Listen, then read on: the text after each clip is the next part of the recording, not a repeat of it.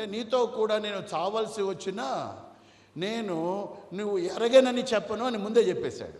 I'm ready to die for you అన్నాడు. కానీ ఆయన చూస్తూ ఉండగానే ఆ అబద్ధాలు ఆడేసినాడు. ఇప్పుడు ఎంత కోపం వస్తుంది.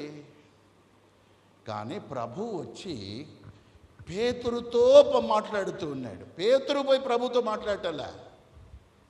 ఒక రకం చెప్పాలంటే 3.5 సంవత్సరాలు తనతో తిరిగి తీరా అడిగితే వాళ్ళు ఆయన ఎవరో నాకు తెలియదని చెప్పినటువంటి వ్యక్తితో పేతురు అని పిలిచి నీవు నన్ను ప్రేమిస్తున్నావా? ఎవరు అడుగుతారండి?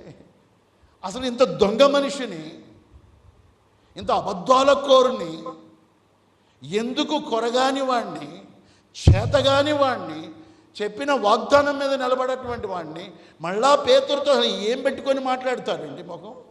That is Jesus. హల్లెలూయా.